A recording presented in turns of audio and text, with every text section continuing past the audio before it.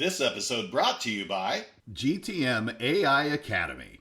Learn AI from a globally trusted resource. Coach K, Jonathan Carfort. Their bundle, Enablement AI Mastery, includes both the core Generative AI Foundations course and Enablement AI Mastery specifically.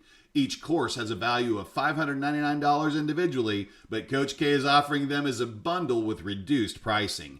And as a listener of the Inside Sales Enablement podcast, if you act now, you can use code ISE30 to get an additional 30% off of the entire thing. You will also receive free access to the GTM AI Tools demo library. Coach K has done the demos, so you don't have to, and offers his straight shooting opinion, fact-based through an enablement lens. Go to www.gtmaiacademy.com and enter code ISE30 today and elevate your AI enablement game. Welcome to the Inside Sales Enablement podcast. Where has the profession been? Where is it now? And where is it heading? What does it mean to you, your company, other functions, the market? Find out here. Join the founding father of the sales enablement profession, Scott Santucci, and Trailblazer Brian Lambert as they take you behind the scenes of the birth of an industry. The Inside Sales Enablement podcast starts now. I'm Scott Santucci. I'm Brian Lambert, and we are the Sales Enablement Insiders. Our podcast is for sales enablement leaders looking to elevate their function, expand their sphere of influence, and increase the span of control within their companies. Together, Brian and I have worked on over 100 different kinds of sales enablement initiatives. As analysts, consultants, or practitioners, we've learned the hard way what works, and maybe more importantly, what doesn't. Our podcast is different. We use a conversational format to help share the experiences that only people who have been there, done that can provide, as we have been pushing the envelope on the profession for over a decade. And today, in this show, we will discuss, what does the seller's experience really look like? Is your system set up to help sellers be successful? And what does an integrated enabling program look like? As usual, we start with a centering story to give our episode a theme. So Scott, take it away from here. Thank you, Brian, and hello, everybody. One of the things that we get the opportunity to do, and as more and more of you users, we're calling you Insider Nation, keep listening, we get more and more feedback. And I had the opportunity to have a conversation with one of our listeners. I'm going to try not to out too much about her because I'm sure this is embarrassing. And we were talking, and one of the things that she was saying is that sometimes some of the things that I say, make her feel stupid. And, are you an academic person? And Brian, full well, boy, do I hate being called academic, but maybe sometimes the way that I think about things and talk about them sound that way. Yeah, you deserve it. Thanks. I appreciate solidarity there, Brian. Just kidding. So one of the things complexity, it's an interesting thing, right? Yeah, one of the things is this topic is such a hard thing. It's both simple and easy, as we like to talk about sales. It's both sales is simple, but simple ain't easy. And one of the things that I'd like to share this time is to talk about what makes me so passionate about sales enablement. And actually, one of the things that I'd like to share is a story from when I was in the field. So we're going to go back in the way, way, way back machine. The company at the time, I was working at Metagroup, and in our third episode, we actually talked about how I built a sales enablement function there. But this is before even that. And that's right, because you actually came out of the field. You were a seller before that. That's right. Illustrated in that episode. So this is that going to be the story when you were a seller? Yeah, right. Exactly. It's a prequel. So this story isn't really that great. It doesn't put me in the greatest light. But as a seller, we'd just gone through sales training, and specifically, it was solution selling training. And if you've seen the movie Jerry Maguire, where Jerry wrote that letter, that memo out to everybody, and was just really, really excited, I was really, really excited. At the time, we were selling these subscription services. So Meta Group is been acquired by Gartner Group. So if you can imagine buying reports. And we would sit there and be trained to talk about what the deliverables are. Here's our service. Here's our SS&S service. Here's our GNS service. Here are the 5 things that you do. Here are the deliverables about it. You get these deliverables, and you get this teleconference, and you get these conference tickets, and blah, blah, blah, blah, blah. So if that's what we were talking about, who do you think that I was selling to? I was selling people like a guy named Mark Fleischman, who actually was at Belcor, and his job was more or less a librarian. He would meet me in the cafeteria. He wouldn't even bring me in. I wouldn't even get the code to get in, right? That's how low level. And we would debate about how many license fees and what the usage was.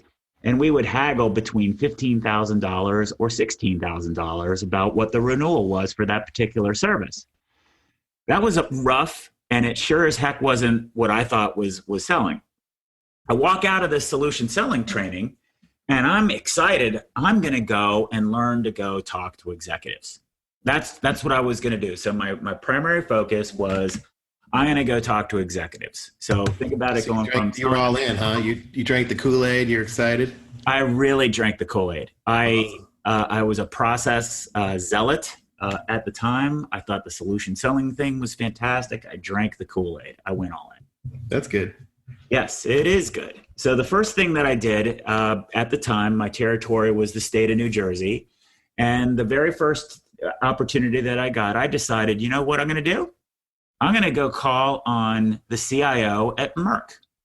And literally, this is no joke, the CIO at Merck's name was Dr. Popper. So you're going to go from the librarian, eating a salad with the librarian, to calling Dr. Popper, the CIO at Merck. Well, yeah, of course, right? That's what they wanted us to do in the training, right? That's a transformative experience right there. Well, awesome. we'll talk about that. So I called up and I left a voicemail message. I can't remember exactly what it was. I went to lunch. I'm feeling pretty good. I come back. I see that I have a couple voicemails on my machine, and I'm excited because Dr. Popper's obviously going to invite me back in so I can give him my pitch, and all the solution selling stuff is great. Well, actually, on my voicemail, there were 3 voicemails. All of them were from Merck. None of them were from Dr. Popper. And they were progressively more agitated, threatening almost. And this is no lie, saying that I'm just a vendor. I'm not to talk to call on Dr. Popper. I was going to say Dr. Pepper. And if you ever do this again, we're going to make sure that you don't sell anything to Merck ever again. Dang. So not only did you get 1 call, you got 3 calls back. They're just a little threatening. That's right. So I'd love to be able to tell you what awesome heroic thing that I did to be able to recover from that situation, but that wouldn't be the truth. The truth is I said, screw it. I packed up my things. I went home. I shut the shades of my apartment at the time. Hang on, this is getting weird. I put on Free Willy, and I just watched Free Willy because I wanted to feel happy because I felt so small. I didn't call on a CIO again for a while. I went back to the Ari Fleischmans again, Michael Fleischmans again, until finally I got my courage up again. So my next time was, I said, all right, dust that off, shake it off, Scott, shake it off, Scott. You still believe in that solution selling stuff. So the next time I went after, this was before Campbell Soups moved their headquarters, and their headquarters was in New Jersey. So I called on the CIO of Campbell Soups, and honestly, I can't even remember his name. And Brian, did you see the movie Wall Street? Yeah, a long time ago though. Yeah, I know. It's so dated. It's in the way back machine. All my references are so dated. I'm clearly not a millennial. But in Wall Street, there's this scene where Bud Fox, the main character, Charlie Sheen, gets his meeting with Gordon Gekko. And how did he get his meeting with Gordon Gekko? Do you remember?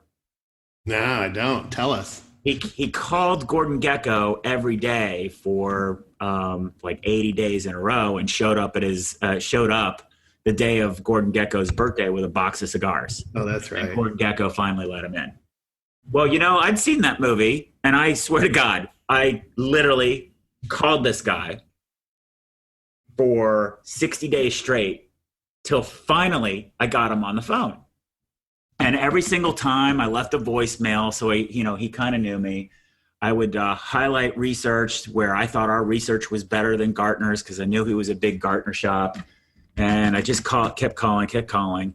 And lo and behold, one of those days, he actually answered the phone. What did I do? What happened? You froze up? Yeah, exactly. I would love to tell you an awesome story about I had this great rap and I, got a meeting with him. Nope. I kind of went, 'cause he said, and he was nice about it. Scott, you've been pretty persistent. Can you please tell me how you're different than Gartner? And then I fumbled through some words. It was sort of like a word salad of a bunch of things that I had heard around that we've been talking about. And he said, well, I gave you your time. Will you please stop calling me now? And I went, yep. So opportunity number 2. What did I do? I went back down to selling to the cubicle people. All right. No free Willy 2. Okay, so fast forward now.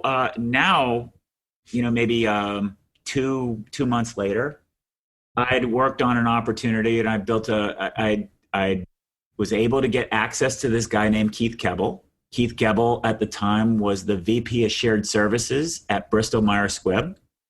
I knew that he had responsibility for a budget that was $50 million. So good access, right? Access to adult money.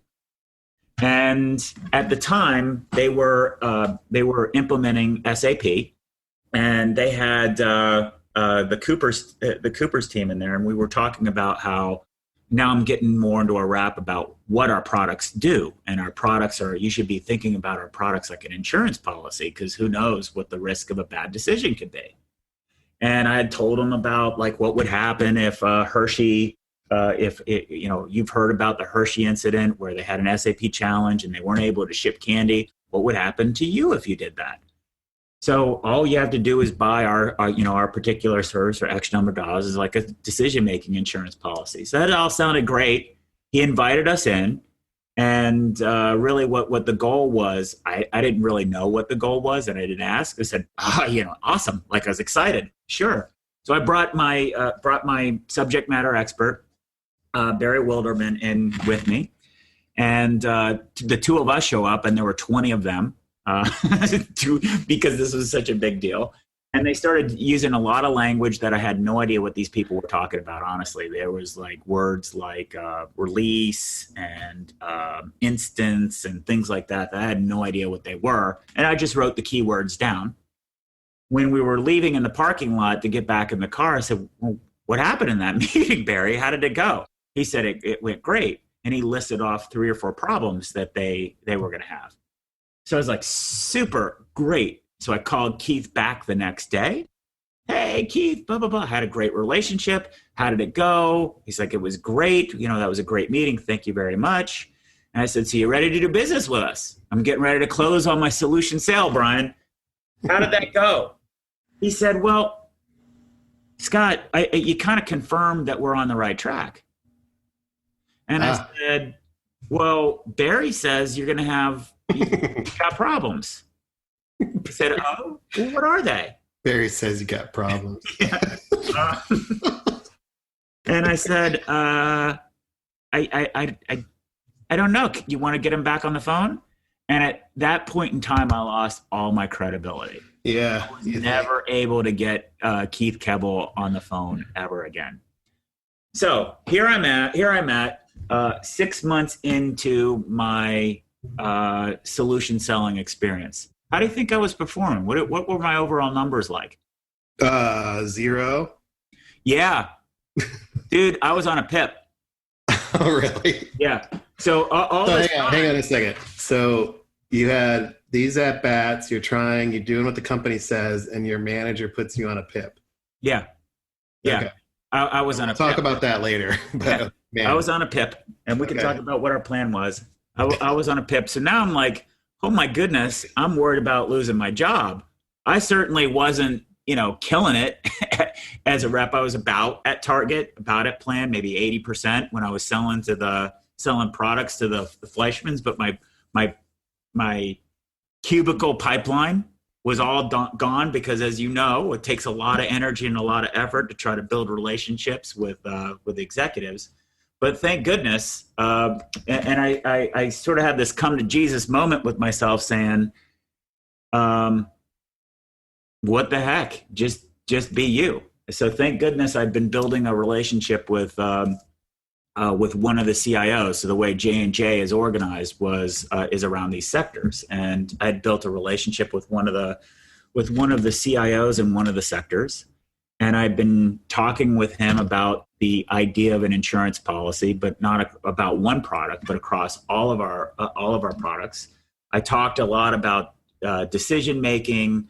I said, why don't we facilitate a meeting of your direct reports? And one thing led to another, and suddenly things started clicking in. And with a company so large and so many different IT leaders. At the end of the year, I had done $3 million of business with Johnson & Johnson. So I'd done basically 3x what my quota was, and that's one of the reasons that I became one of the top reps, aside from writing all the business of the story that we talked about in the second part. So solution selling did work. Well, see, I don't know whether it did or didn't, because I didn't really follow the solution selling script. I used some of the elements of it. Yeah. Basically, what I did was just get back to, what problems do you have, Mr. CIO? Well, we're worried about making the wrong decisions. There's a lot of choices with technology. Well, we have a lot of experts. Would you like to have experts on hand? That sounds great. How does that work? Well, let's simulate how that works. Let's put it to use. And, because I kept working on helping them use it, they actually gave me a desk there. I actually had a badge that I would go in my desk. And when you're there and you hear all the challenges, it's kind of easy, right, to sell. But it took building that relationship. It took forgetting a lot of the stuff that I learned in solution selling and focus more on the people. And that's my story. Cool. So it started out with Dr. Popper, then Free Willy, then Charlie Sheen and Cigars, then Bristol Myers Squibb with the insurance policy pitch, and then 6 months in, you're on a PIP. On a PIP. Yep. On a PIP. About ready to get fired. Then you had your soul-searching moment. You're like, screw it, I'm just going to be myself. If I'm going to get fired, I might as well go down just being true to myself. I can relate. And then, J&J conference meetings. And then that's how we ended up at that other podcast. Can't remember the exact number, but number 3. Episode 3. Yeah. So and the cool thing about that is, it sounds like, one, you figured out how to get access to executives, right? Well, the hard way. Yeah. I mean, let's be honest. Would we want other people to learn that way? No. Well, and kudos to you. A lot of people probably wouldn't have been as committed. That's what's cool about that story is you were all in. You came out of that experience. You hit the I believe button. You have no idea how many of my friends told me to not. They would say that stuff is BS. Look at that and look at our pipelines. At least we're not killing it either. But at least we're making money, right? Like, dude. Yeah. And my friends they thought they were watching out for me. So I had that. I had the internal talk track of not doing well. I had my managers up my butt, and of course, when you're on a PIP, it's not just your manager, right? You have to have the review with the VP of sales too, because that's when the help starts. The quote unquote help. Yeah, yeah. And remember in episode 10, I'm looking at the list here, we talked about the 5 sales objectives. Let's use that for our listeners here to structure this out a little bit. In the first objective, you have to have, a perspective. You have to bring a perspective to the buyer, right? And you've got different perspectives here the first objective is, who are we selling to? So I made a commitment from selling from cubicle workers to executive offices. And that shifted the problem from a librarian view to an executive lens. And you tried the insurance policy perspective. You tried hey, wouldn't it be nice to have decisions making influence and experts at your beck and call, right? So you tried different types of perspectives to those people, those executives, because they had different needs. Yeah, if you think about it, like, just sort of reacting to what you're saying, Brian, I would say that my go-in perspective was for Dr. Popper. Boy, do I have a deal for you. You want research services. I'm ready to do discount. Here's my number. Just call me back. I'll be by my answering machine. Yeah.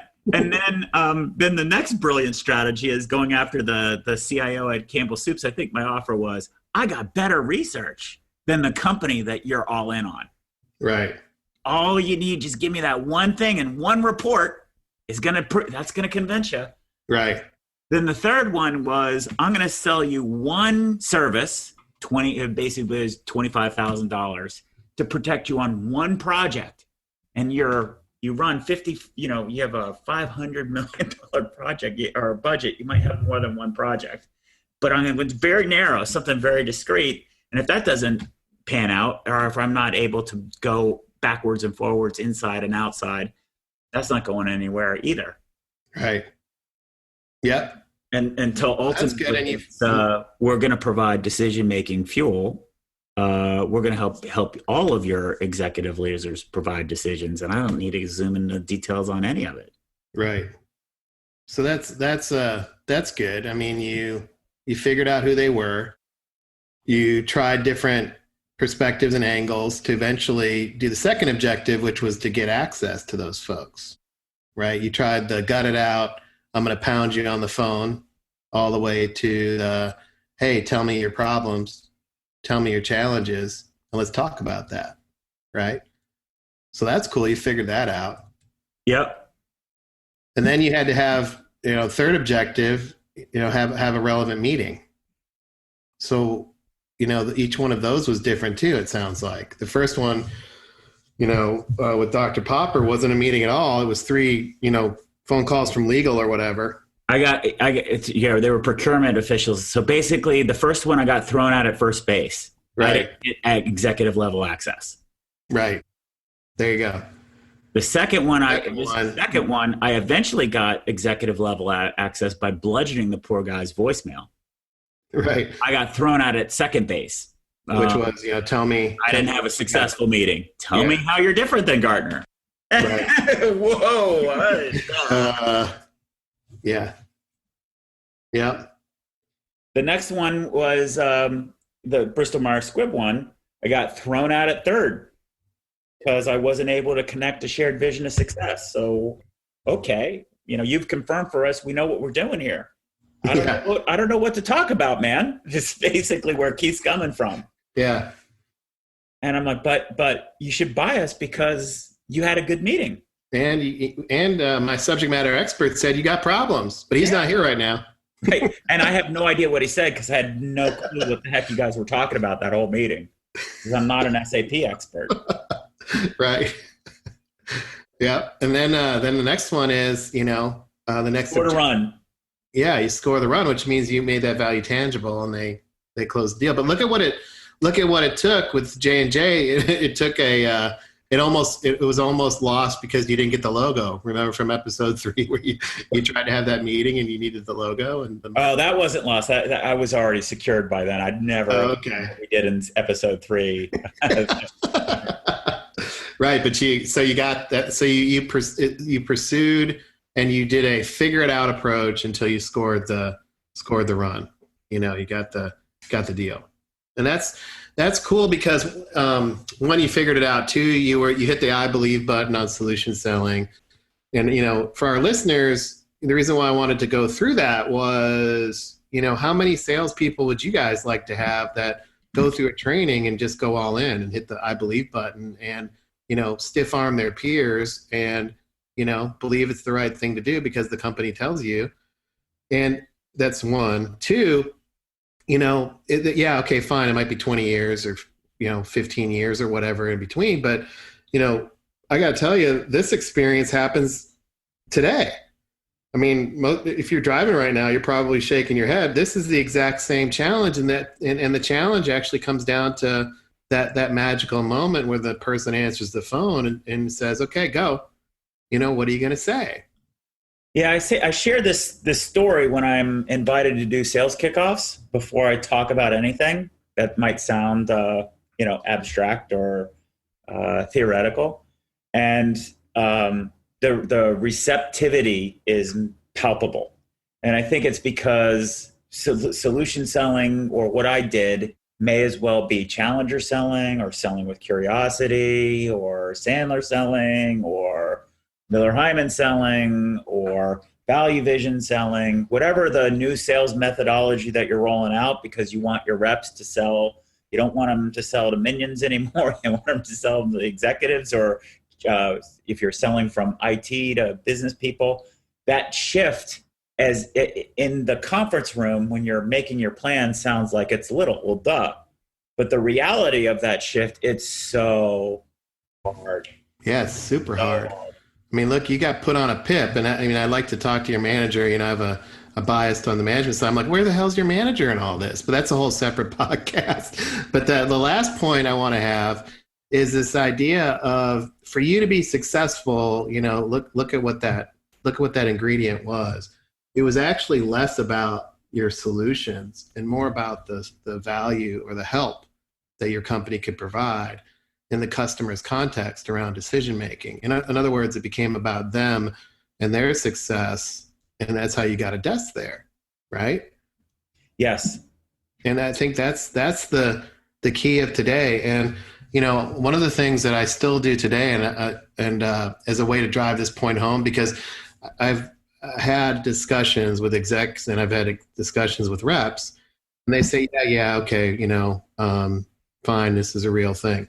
But no, this is palpable, emotional. Like I'm like Free Willy, man. I don't know whether to laugh or cry, because I've been there too.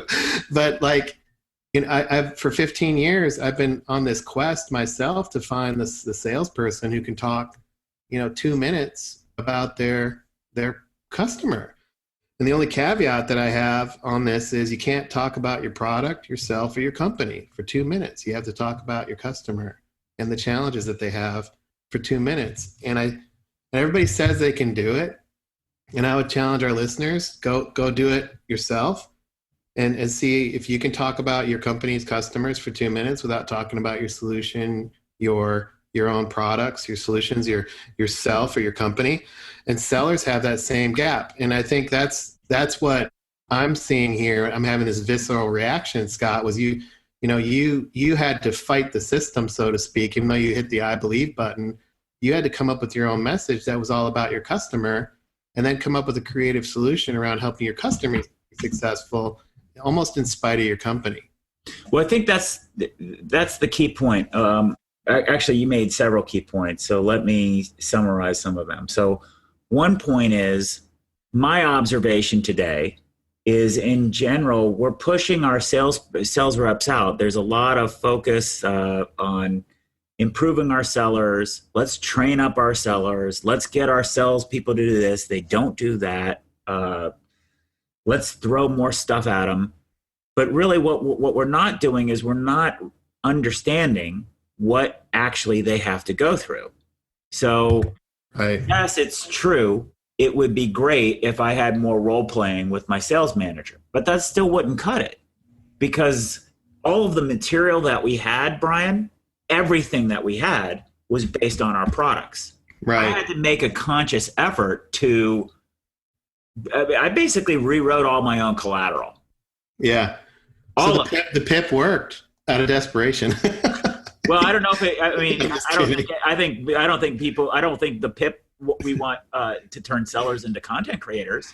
But No. really what got home was you mentioned talking about value. We don't want this to go on longer than give 2 minutes about our customers, but really, or the CIO at J&J that I was working with. Yeah. But really the crux of the matter here is I got it down to something very simple that may sound abstract to you guys, to you. And that simple thing was, I'm in the business of providing content to fuel your decisions. And as simple as that, so that you can say, wow, that's weird. But when is the last time you thought about decision making? Right. There are a lot of tools out there for decision making. And if you don't actually really think about decision making, how are you going to be able to leverage experts? Right. And by going deep into that and all of those different parts, that's really what it became. So what I'd like to do is sort of shift into what was the prescription. So after I got tapped on the shoulder, what did we actually end up building? And what I'm going to ask each of you guys to do is to think about if you can't empathize with these particular situations, these 5 stages from how hard the call is. It's easy to say in a conference room, yes, I'm going to go sell to executives. That's the easy thing to do. The hard thing to do is to stay committed to doing it, especially when you run into challenges along the way. And if you make it sound too easy and you don't help them simulate the hardness, you're going to create a situation where they think there's something wrong with them and they're going to stop doing it, like a lot of my peers did, and I almost did. Right. So what I would suggest is this is what we ended up building. So the story, if you go back and listen to our 3rd episode, it's more of a story about Scott getting tapped on the shoulder, and maybe that'll help explain why I was a little more fiery when people were getting in my way and giving me sales prevention. Because those people weren't about fired and I was about fired. So maybe that'll explain. But if you go back and listen to that episode, I was asked by the executive committee to come and fix some of this stuff that I was articulating. So really there's 5 things that we did. So here are 5 things that you can go do in your company. So the first one is define what's the core value to whom you're targeting. So all of the material that we had at Metagroup was targeted at the Mark Fleischmans of the world. We didn't have any clear value, core value targeted at the executives. Yeah. So in this case, if you're following along very specifically, that's decision-making fuel. That's what the core value was. Everything else was irrelevant. Decision-making fuel. Point number 2. The next thing that we did was say, given that that's the issue, how do I add value? So going from the lesson learned from the Keith Keble one, I actually got half of the way there, but then I couldn't answer that question. So there's no possible way that we can train all of our salespeople to be experts on the 17 different services that we had. No way. What can we do to make them more valuable? We can train them on being decision-making experts. So we checked out of the solution selling business, the sales methodology business, and we started focusing on how do we teach our reps to be decision-making experts. So that was point number 2.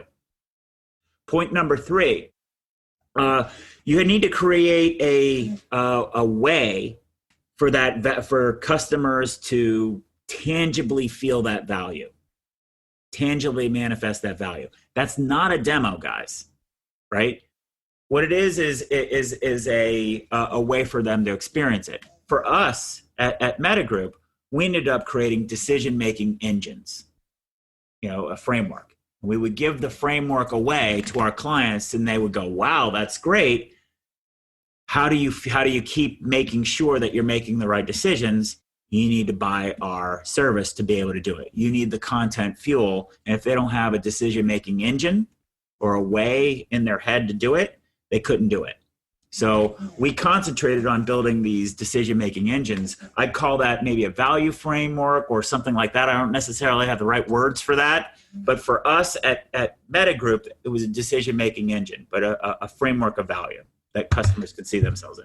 Yeah, and I actually prefer you not to label it because that's one of the things in sales enablement to me is when we throw out something, somebody says, oh, that's buyer persona. You're talking about buyer journey right now, aren't you, Scott? Right. And I think some people would label what I'm talking about as a commercial insight. Right. I don't think this is a commercial insight. Yeah. So let's not do that, everybody. Let's not label it right now. Let's focus on these 5 things because 1, they worked, and 2, they were field tested and scaled. Right. So first was define the value to the person you're targeting or to the buyer you're targeting. Then 2, help understand how you add value as a company, right? Not as a seller, is both. And then 3 is help the customer, the buyers or the buyer network, feel that value, experience that value through a decision-making tool or just, a portion of this service. Right? Well, let's not call it a tool because I think part number 4, because there's 2 more parts to this. Part number 4 is we needed to create client-facing guides. So in other words, instead of asking our sellers to know all of the different things, like we talked about SAP, but there's help desk, there's network, campus setup, network strategy, all of those other things, we created guides for all of the key topics. So I think we ultimately had like 70 of these guides that salespeople would just pick and plug and play based on who they were talking to and put in front of the client. They followed the same structure. All of them followed the same uniform structure of the decision-making engine. That's what they trained on. So it was a decision-making process. And any salesperson could walk through that material in a value-added way without knowing any of the subject matter expertise because they had this structured tool. So what we did is we worked with the subject matter experts to get these points, and it was client-facing. We called those buying blueprints. But really, I would call them today maybe success recipes or something like that. And we had two editions. We had the client-facing edition, and then we had a playbook for our sellers of what the key talking points were and what capabilities matched to that based on the scenarios our customers would run into. So that was number 4. And then number 5 is instead of doing demand generation activities, what we did is we launched a integrated marketing program where we launched how-to teleconferences.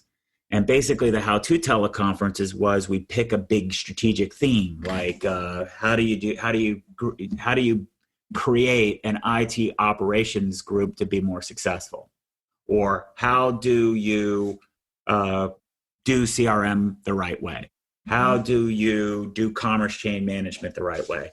And what we did is I hosted all of those, and I asked the executives not what the solutions were, but basically what are the challenges that people have, and then what do they need to do to what do they need to be thinking about, AKA what decisions do they need to be making in order to be successful. And we didn't talk anything about our products.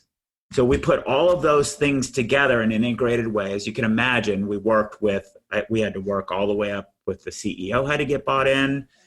We worked and retrained all the salespeople. We built these structures that our research or our product people had to buy into.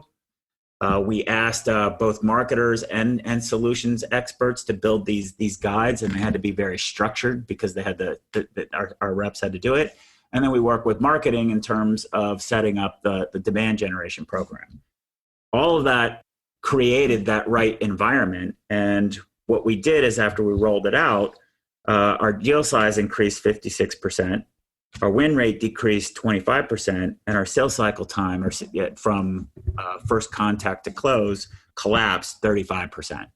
So we just had massive, massive, massive success, all really predicated on that story that I shared and being able to relate to the human issues and the, navigating all the complexity and simplifying everything. Yeah. So I love the human element on that. And also, I'm biased, but to me, that's what you just described is indeed sales enablement. And, we can debate that with our listeners on what that is or not. But, hopefully the folks that are listening to this agree. But the second piece of that is, but let me play devil's advocate, because if I'm driving down the road right now, I'm going to have to re-listen to this podcast to get these 5. 1, 2, when you rattle these off, it's a crap ton of work, So, gee, Scott and Brian, you guys just created a whole bunch of work for me to go do this. And, 2, and then 3, how the hell am I going to do all this? Right? I don't have the resources. I don't have the people. Even if I believe this is the right thing to do, I'm not sure how to go do it. So thanks. You just screwed up my commute and the rest of my day now. What would you say to that? Well, I'd say if you want to know how, call us. That's a different issue. I think the bigger question would be, are the things that are being done today, like how committed are you as a company to sell to executives? That's the first question I'd ask. If it's strategically important, as it is in many, many companies, what choice do you have? Honestly. Well, the same old choice. But the same old isn't working. Yeah, but at least I can check off the box that I was able to do stuff today. Again, I'm playing devil's advocate, but I hear you. But like I said, okay, so you check the box off. So what? If the company is investing lots of money to move the needle and the needle doesn't move, what's going to happen? Yeah, eventually they'll say, why do we have an enablement function? Right. Let's just put it back the way it was. Let's hire more reps instead. Yeah. And we'll make more calls because it's clearly a numbers game. And, the reason that sales enablement is such an exciting potential, has such exciting potential, is because we can get into the business of less. Less is more, and simplifying is more, and higher quality is more. But if we're building generic personas and we're targeting random stakeholders and we're not dealing with, the nuances that sellers run into on a day-to-day basis, and if we don't have a structure with which to organize it, we're not going to make a lot of progress. And my story about the sales enablement side on this, Brian, is very much, I wouldn't say it's all sales enablement. There's things that I didn't do that I would like to do, like sales coaching and, fixing some of the hiring challenges and making the CRM process much easier. There's so much more I could have done. I would say this is very much a flavor on the content side. How do you get the content side? How do you bring alignment there? What does actually real tangible sales content look like? And if you don't get the buy-in at the top, all you're going to be doing is just generating more stuff. We need playbooks. We need this. We need persona guides. And it just explodes of tons and tons and tons of information. And your reps are going to end up creating their own material anyway. Yeah. Yeah. And that's why the stakeholder management episode was so good. The one right before this one, 12, I believe. But what strikes me on this, and then we have to wrap up, but I'd love your reaction to this. And you and I had this conversation, 10 years ago, and, I've learned a lot since then, but we were talking and I was like, this is just a mountain of stuff. And it seems so huge. And you said, you know what, Brian, if we don't do it, if we don't tackle the complexity, then who's going to do it? And remember, you wrote that one report that if the complexity is not tackled and simplified on behalf of reps, they have two choices. They show up and throw up, or they push all the complexity to their customer in that regard. So the customer ends up having to sort through it to figure it out. Or they do this superhuman heroic effort that you did, where they get put on a PIP and almost fired and have to go create their own stuff to bridge that gap. And neither. You're right. Yeah, I forgot about that. Yeah, so we should probably go through that report, and what Brian's referring to is a report I wrote called "Engineering Valuable Sales Conversations," and we should probably revisit that. I know we had a few listeners that have brought that up before and said we should update it. But yeah, what Brian's talking about is what we're dealing with is a complexity problem, and no one likes to talk about complexity. And whether you like it or not, you have a complexity coping strategy. Coping strategy number one is no one else who's supporting sales confronts it. So we push it on the backs of reps. Most of those reps aren't going to confront it. So they're going to push it back on the backs of customers. And those customers are going to have the procurement people yell at you and tell you, we don't want to hear from you. Right. He's making my life harder. Right. Mm-hmm. So that's basically what I was doing, is pushing the complexity on to Dr. Popper at Merck and the CIO at Campbell Soups. Well, now the next part then is, well, that's clearly not working. So Scott's decided that he's going to go into the business of creating his own content. And he started out doing that first. So it's the heroic effort. By the way, I also shut down, I turned off, and I purposely would enter my data in incorrectly. So that corporate couldn't send out have different email addresses, so corporate couldn't communicate to my prime targets, because the information that they were sending was just so confusing. Yeah. So in that free willy moment, you had a choice to make. Either I'm going to do this in spite of my company, and do this on my own, or I'm going to quit before I get canned. Right.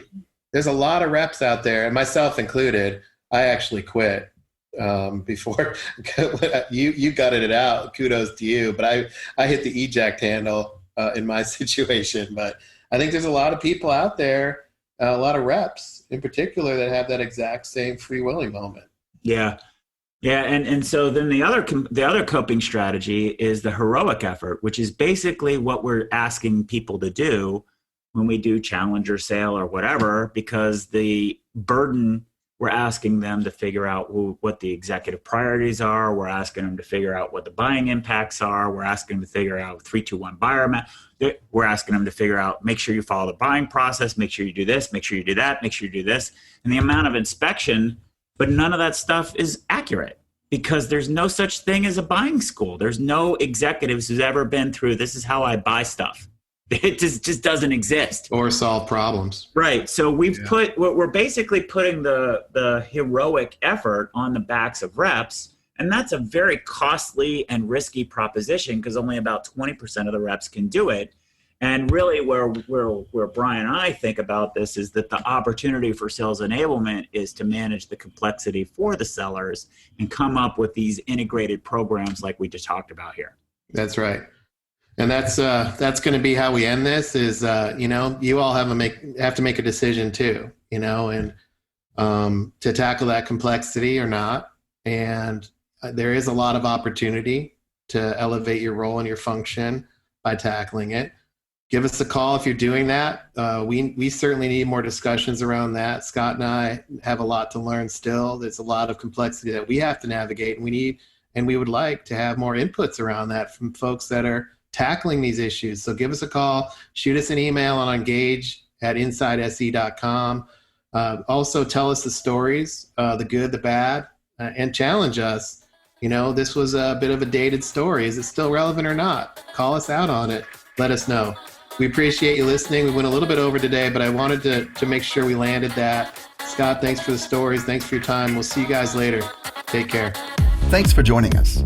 To become an insider and amplify your journey, make sure you've subscribed to our show. If you have an idea for what Scott and Brian can cover in a future podcast, or have a story to share, please email them at engage@insidese.com. You can also connect with them online by going to insidese.com, following them on Twitter, or sending them a LinkedIn request.